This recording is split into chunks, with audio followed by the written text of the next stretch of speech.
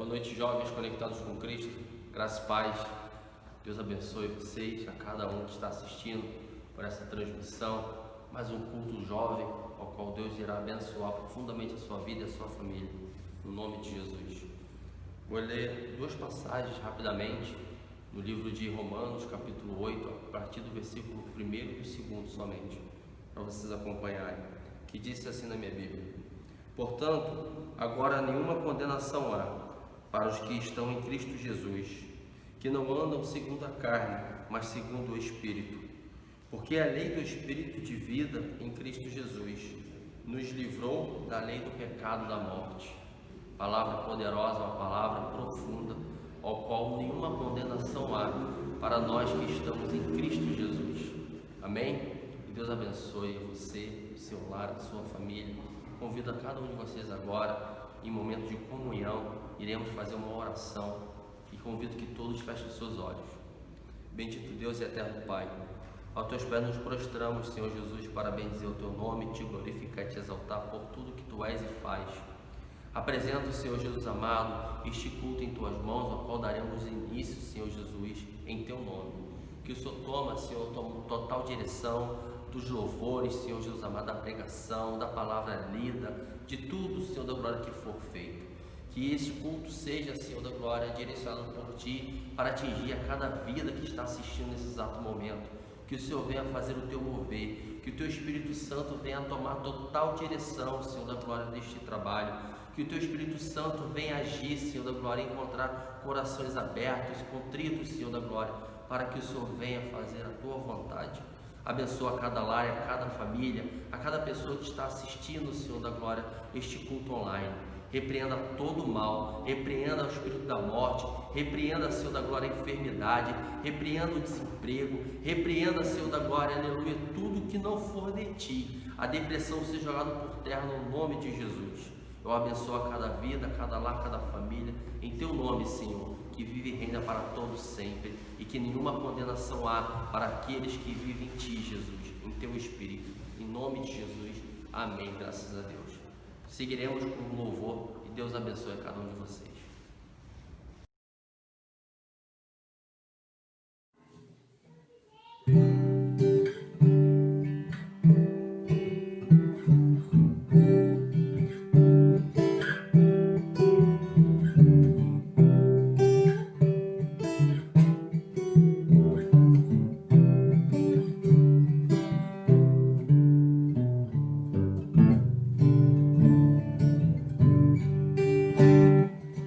Se meu povo me escutasse e me servisse com integridade, eu abriria as janelas dos céus e lhe daria o trigo mais fino. Se meu povo que me adora me adorasse acima de tudo, com mel puro da rocha o sustentaria. A palavra de Deus é fiel e jamais ela volta vazia.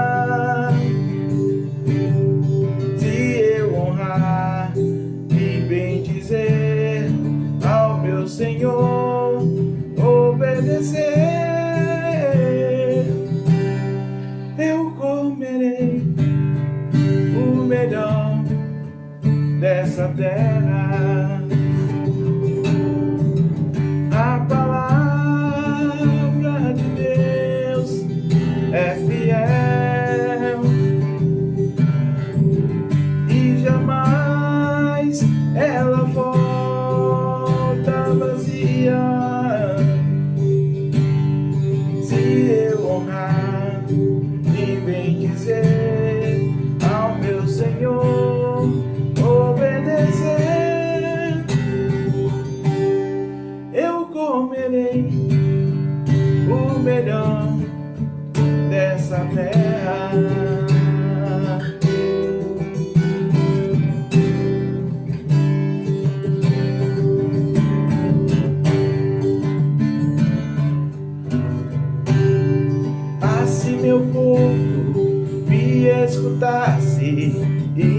servisse com integridade, eu abriria as janelas dos céus e lhe daria o trigo mais fino.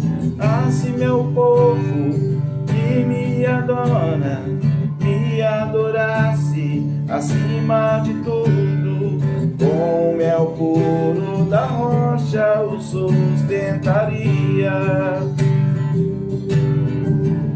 A palavra de Deus é fiel e jamais ela volta vazia. Se eu honrar e bem dizer ao meu Senhor, obedecer, eu comerei o melhor dessa terra. A palavra de Deus é fiel e jamais ela volta vazia. Se eu honrar e bem dizer ao meu Senhor, obedecer, eu comerei o melhor dessa terra. Se eu honrar e bem dizer ao meu Senhor, obedecer, eu comerei o melhor dessa terra.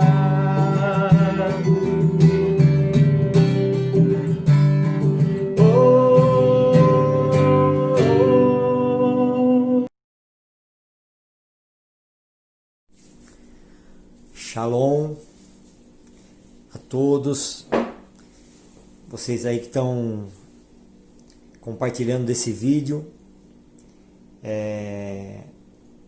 Vocês que já me conhecem sabem que eu não gosto muito dessas coisas, apesar de conviver com a tecnologia, eu não me adapto muito bem a vídeo, a áudio, mesmo porque eu morro de vergonha.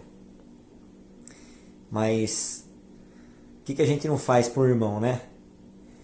A pedido do meu querido, abençoado irmão André, o líder de jovens da nossa igreja, juntamente com a sua amada esposa, abençoada irmã, a Vanessa, essa família linda e a princesa Andressa.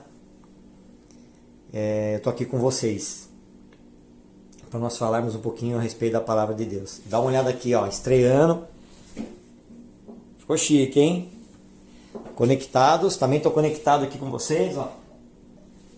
Não sei se pegou aí, mas estamos tudo conectado. Estou aqui com o meu cafezinho. Quem sabe que eu gosto de café, não desperdiço nenhum cafezinho.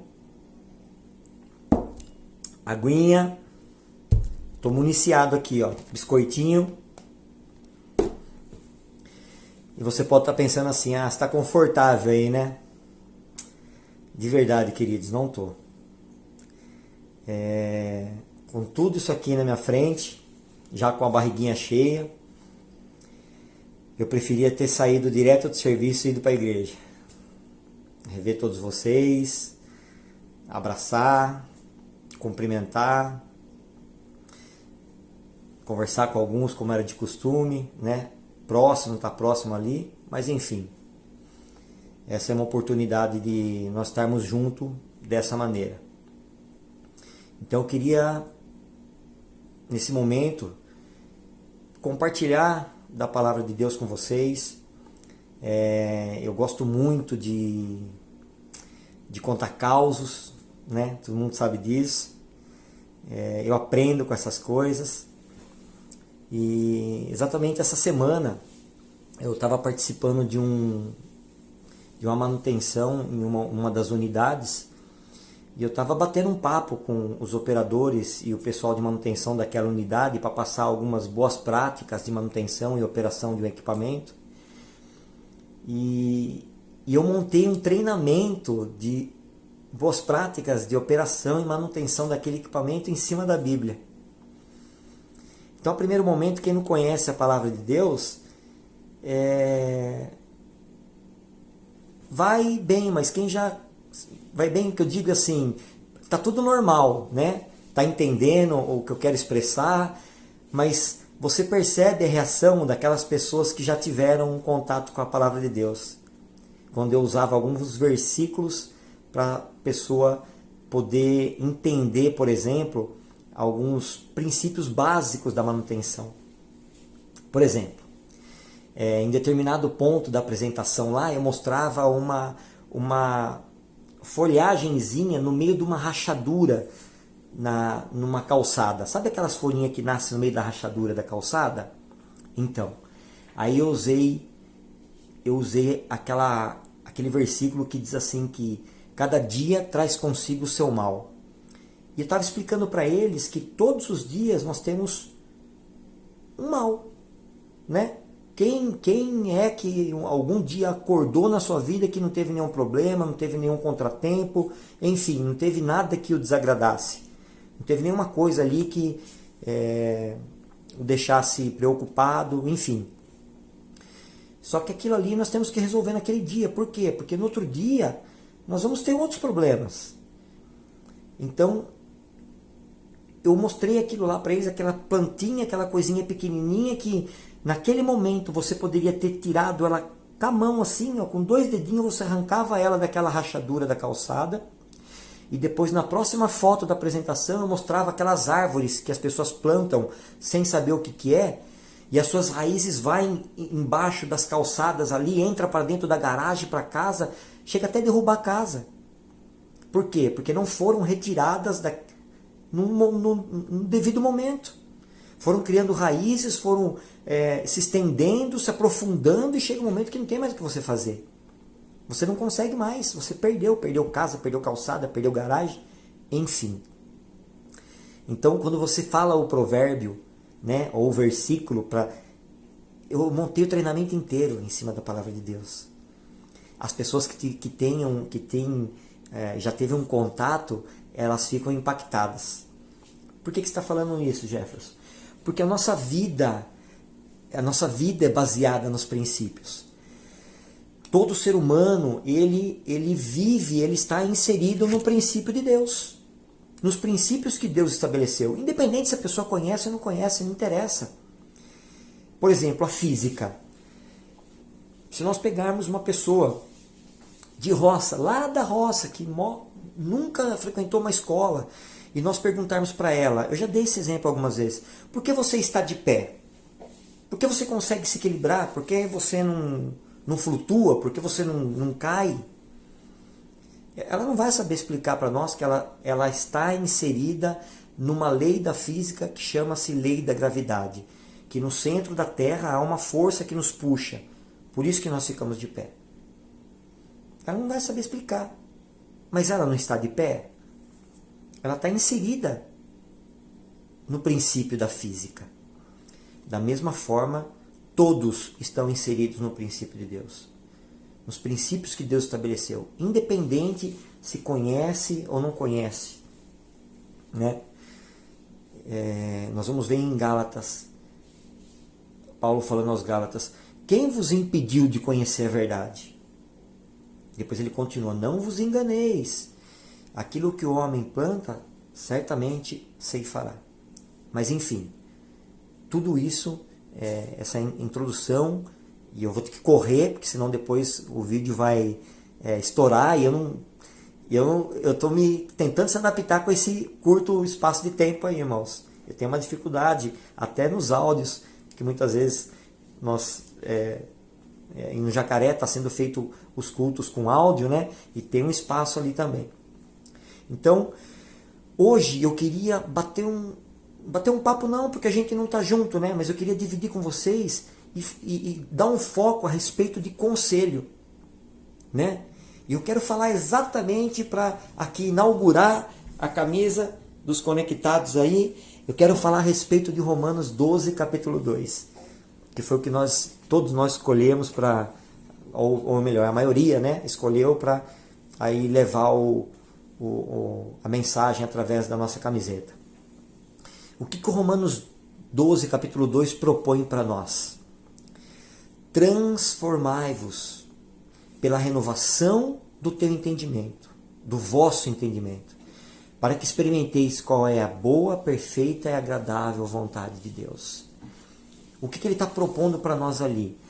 Ele está propondo para nós um princípio que Deus estabeleceu, que Jesus aconselhou. Eu quero falar de conselho hoje. Hoje eu quero dar uma pitadinha nessa palavra, conselho. Né? Romanos 12, capítulo 2, Paulo estava aconselhando o povo de Gálatas. Olha, passem por uma metanoia. O que é metanoia? Eu peguei aqui porque eu gosto muito de ver o significado das coisas. Metanoia significa ação de mudar de ideia, ou seja, deixar de seguir ou acreditar em determinadas coisas para vivenciar um novo modo de enxergar a vida. Por exemplo, do ponto de vista teológico,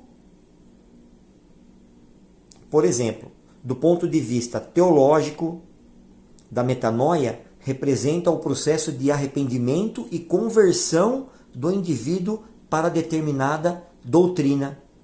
Opa, Jefferson, você falou doutrina? Falei. O que significa doutrina?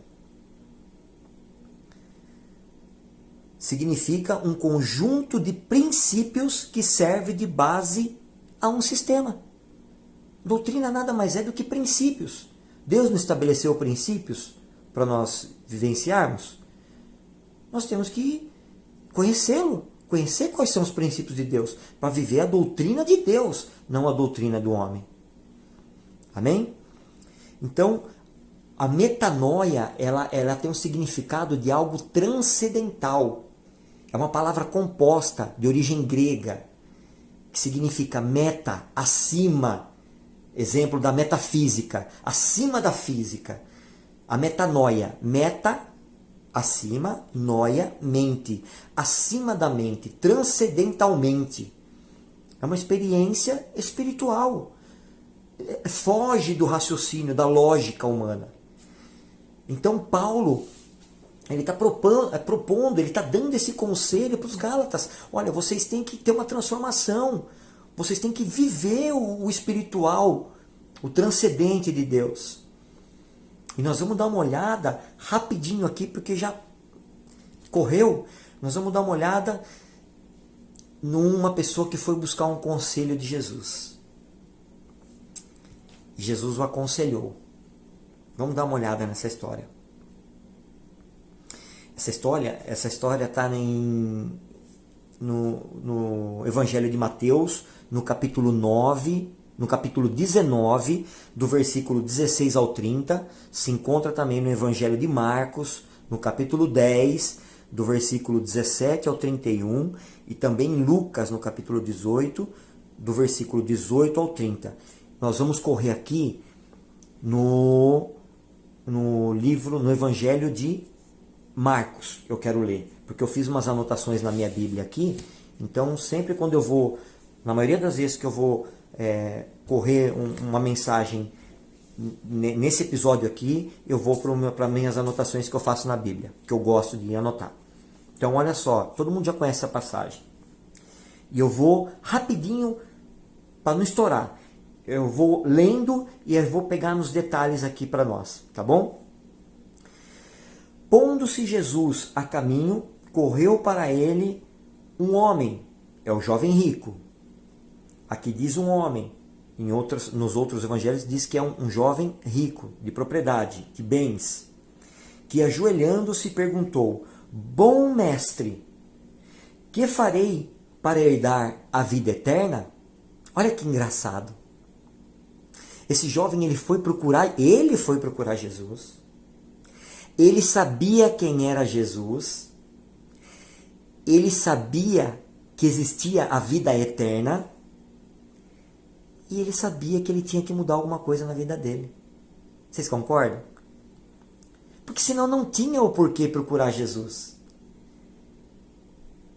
Ele não precisava procurar. Se ele foi procurar é porque ele tinha dúvida em alguma coisa na vida dele. E ele já sabia de todas as coisas. E ele foi procurar o que em Jesus? Um conselho. Olha só o que Jesus fala para ele. Respondeu-lhe Jesus: por que me chamas bom? Ninguém é bom senão um só, que é Deus.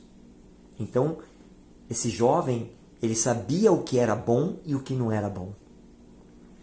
Sabes os mandamentos: não adulterarás, não matarás, não furtarás, não dirás falso testemunho, não defraudarás a ninguém, honra o teu pai e tua mãe. E ele respondeu: mestre, tudo isso eu tenho guardado desde a minha mocidade. Então por que ele foi procurar Jesus? Jesus, olhando para ele, o amou e disse: falta-te uma coisa. Vai, vende tudo o que tens, dá aos pobres e terás um tesouro no céu. Então vem e segue-me. O que Jesus está dizendo para ele? Você sabe que eu sou aquele que pode te dar um conselho? Então se desprenda daquilo que está tomando o meu lugar na sua vida e me segue. Era só isso que Jesus estava falando para ele. Mas ele, contrariado com esta palavra, retirou-se, triste, porque possuía muitas propriedades. Então Jesus, olhando ao redor, disse aos seus discípulos: quão dificilmente entrarão no reino de Deus os que têm riqueza.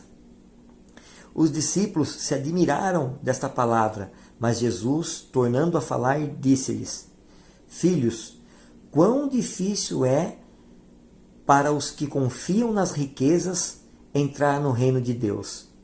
É mais fácil passar um camelo pelo fundo de uma agulha do que entrar um rico no reino de Deus. Dá uma olhada que engraçado agora. Eles se admiraram ainda mais, dizendo entre si: então, quem poderá salvar-se? Como assim, quem poderá salvar-se? Os 12 discípulos eram ricos? Eles não tinham de cair morto. Eles eram pescadores, eram pastores de ovelha, eram agricultores, cobrador de imposto, não era rico. Riqueza não se trata somente de bens, mas de tudo aquilo que toma o lugar de Deus nas nossas vidas. É isso. Foi essa visão que eles tiveram. Jesus, porém, olhando para eles, disse: para os homens é impossível, mas não para Deus. Para Deus todas as coisas são possíveis. Então Pedro começou a dizer-lhes: nós tudo deixamos e te seguimos. Respondeu Jesus: em verdade vos digo que ninguém há que tenha deixado casa, ou irmãos, ou irmãs, ou pai, ou mãe, ou mulher, ou filhos, ou campos, por amor de mim e do Evangelho, que não receba 100 vezes, tanto já no presente, em casas, em irmãos, irmãs, mães, filhos e campos, com perseguições, e no mundo por vir a vida eterna. Porém, muitos serão os primeiros, e muitos primeiros serão os últimos. Então Jesus está falando assim: não é para você largar a sua mãe, não é para você largar a sua irmã, largar a esposa, largar o marido, deixar, ignorar, não atender, não é nada disso. A mente. Muitas pessoas deixam de viver uma vida com Deus por conta de uma tradição, por conta de não querer magoar uma pessoa, muitos por conta de não perder um trabalho, muitas por conta de tantas coisas, de diversão, do que quer que seja. Jesus não estava falando que eles tinham que abandonar as pessoas, mas não esperar a mudança da mente daquelas pessoas para que elas sejam transformadas. E quando ele fala que muitos dos últimos serão os primeiros e muitos dos primeiros serão os últimos, eu entendo dessa forma. Eu não estou falando que é assim. Muitas vezes nós vemos pessoas recém-chegadas no Evangelho e que já tem um start, uma transformação. Não teve dificuldade em deixar a velha criatura a entender a necessidade de uma mudança. De uma mudança verdadeira, de uma mudança genuína. E muitos estão dentro da igreja há muitos anos, 20, 30 anos, e não teve mudança nenhuma. Está preso ainda na mentalidade que tinha de pai, de mãe, de irmão, preso nos bens materiais. Eu entendo dessa forma, eu não estou falando que é isso. Então, esse desejo, essa vontade de uma transformação, de uma mudança de mente, de uma metanoia, não depende do tempo que a pessoa está no Evangelho. Né? Não depende.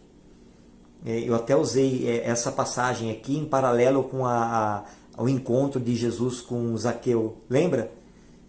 Olha a conversa que Jesus teve com esse menino aqui, o tanto de diálogo que houve na conversa entre os dois. E quando nós olhamos o texto de Zaqueu, Jesus só fala para ele assim, me convém pousar na sua casa.